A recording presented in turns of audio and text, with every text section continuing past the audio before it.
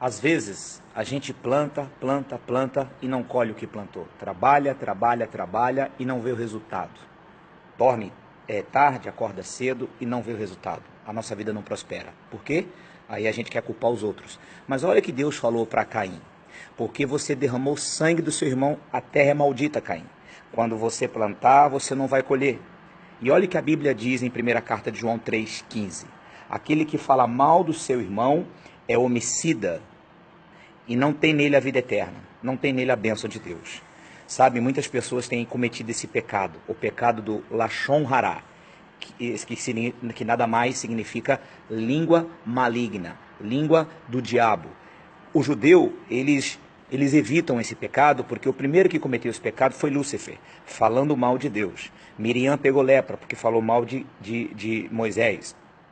José passou por toda aquela luta que ele passou, porque ele falou mal dos irmãos para o pai dele.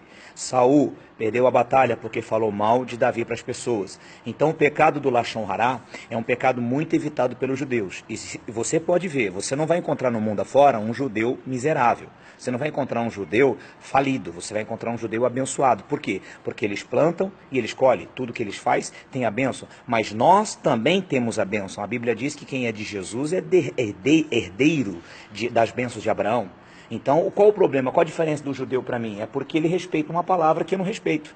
E ele colhe por respeitar, e eu não colho por respeitar. Por exemplo, um rabino que ia da igreja à casa dele, no meio do caminho tinha uma quitanda, e ele pegava com o dono da quitanda, ele combinou, vou te pagar 30 maçãs no final do mês, mas eu pego uma por dia. Quando eu vim do almoço, eu pego e vou. E tudo bem. Um funcionário da quitanda não sabia de nada, era membro da sinagoga do rabino, só viu o rabino pegar a maçã. E aí falou com a mulher dele, ó, o rabino tá roubando maçã. Aí a mulher falou com a costureira, que falou com a manicure, que falou com não sei quem, daqui a pouco sabe o que aconteceu? Aquela igreja ficou vazia. E o rabino foi perguntar, por que a igreja está vazia? E aí o rapaz falou, é porque tem um fulano lá na quitanda que está falando que o senhor está roubando maçã, e todo mundo saiu da igreja por causa do senhor. E aí o rabino chamou o rapaz, você não sabe do meu combinado? Não, não sei, o que eu faço para reparar o meu pecado do Lashon Hará? O rabino falou assim, você vai pegar um travesseiro de pena, vai no penhasco muito alto, quando bater o vento, solta para que as penas voem. E ele fez isso, voltou com o saco vazio, e agora, rabino?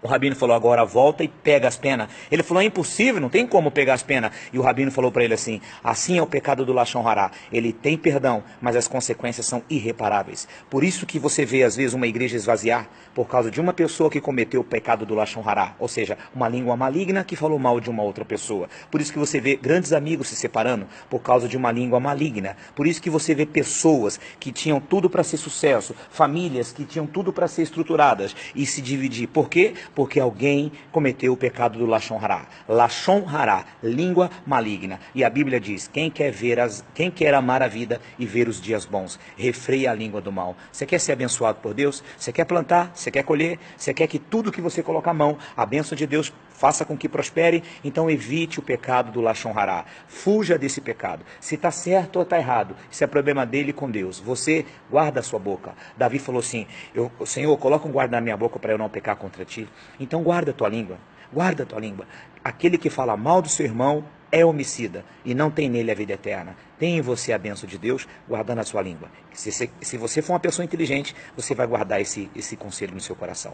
Que Deus te abençoe. Até o próximo, em nome de Jesus.